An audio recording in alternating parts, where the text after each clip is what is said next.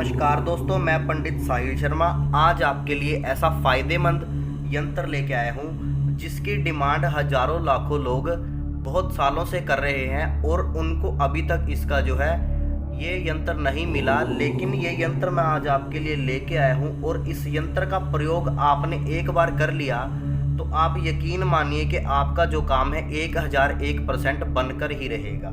जी हाँ, इस यंत्र को जो है काफ़ी लोग किस लिए उपयोग करते हैं? जी हाँ, वशीकरण के लिए इसको उपयोग किया जाता है। लेकिन वशीकरण के बिना ही इस यंत्र से वशीकरण हो जाता है। कहा जाता है कि वशीकरण करने के लिए काफ़ी सामान यूज़ होता है, काफ़ी विधि यूज़ होती है, काफ़ी पंडित बैठ के इस वशीकरण को करते हैं। क्योंकि जो वशीकरण होता है वो विधि के अनुसार और जो पुराणों के द्वारा जो विधि बताई गई है उसी द्वारा अगर वशीकरण किया जाए तो वशीकरण संपूर्ण होता है और उसका फ़ायदा मिलता है, उसका लाभ होता है। लेकिन कुछ पुराणों के बीच में और जो हमारे वेद हैं उनके बीच में कुछ यंत्र भी ऐसे दिए गए हैं कि वशीकरण किए बिना ही सामने वाले के ऊपर वशीकरण हो जाए। जी हाँ, आपको सिर्फ क्या है उसका नॉलेज होना चाहिए और इस तरह का जो यंत्र मैं आपको दिखा रहा हूँ आपके पास ये यंत्र होना चाहिए। जी हाँ, जो ये यंत्र आप देख रहे हो, ये स्क्रीन के ऊपर जो ये यंत्र आपने देखा है, ये यंत्र आप ठीक इसी प्रकार से इसको किसी भी कागज़ के ऊपर किसी भी कलम की सहायता से आप एक बार इस यंत्र को बना लीजिए। और उसके बाद में जिस विधि से मैं आपको बताऊंगा, अगर आपने उस विधि से एक बार इसका प्रयोग कर लिया तो आपके पास दोस्तों की बाढ़ आ जाएगी। या मेरा कोई भाई बंधु या कोई भी इंसान किसी भी लड़की को वश में करना चाहता है तो उसके पास लड़कियों की बाढ़ आ जाएगी, तो वो संभाल नहीं पाएगा कि इतनी लड़कियों से दोस्ती मैं एक साथ कैसे करूं। जी हाँ, ऐसा ये चमत्कारी यंत्र है, ऐसा ये अद्भुत यंत्र है। इसका जो फ़ायदा एक बार जिस इंसान ने ले लिया तो वो हर बार हम ही से ही काम करवाता है और किसी से कोई काम नहीं करवाता। जी हाँ, आप देखिए अब इस यंत्र की विधि क्या है, इसको किस विधि से बनाना है, किस वार को इस यंत्र को बनाया जाए कि ये बहुत ज़्यादा फ़ायदा दे आपको।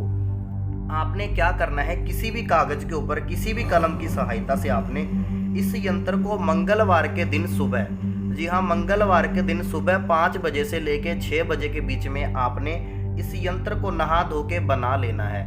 उसके बाद में आपने क्या करना है, आपने जो इस यंत्र को मंदिर में रख देना है। अपने मंदिर में रखने के बाद में आपने इस यंत्र को 7:30 बजे मंदिर से उठा लेना है और सीधा इसको क्या करना है, बाजार से गुलाब की पंखुड़ियाँ लाके और 5 बर्फ़ी और 2 गुलाब जामुन आपने लाके किसी भी थैली में आपने पैक करवा लेना है और इस यंत्र को गुलाब की पंखुड़ियों के बीच में रख देना है और उसको भी किसी थैली में बंद कर देना है। उसके बाद में उस थैली को आपने जो मिठाई आप लाए हो उसके बीच में आपने रख देना है और उसको सारा दिन उसके बीच में पड़े रहने देना है। बाद में आपने शाम को 8:30 बजे यानी कि रात्रि का जो पहर है 8:30 बजे आपने इसको निकालना है और इस यंत्र को निकाल के सीधा ही आपने क्या करना है, अपने पर्स में रख लेना है, किसी भी कोई कपड़े के बीच में बिना बांधे या किसी भी कवर किए बिना। जी हाँ, आपने सीधा अपने पर्स में रख लेना है या अपनी पॉकेट में भी आप इसको रख सकते हो।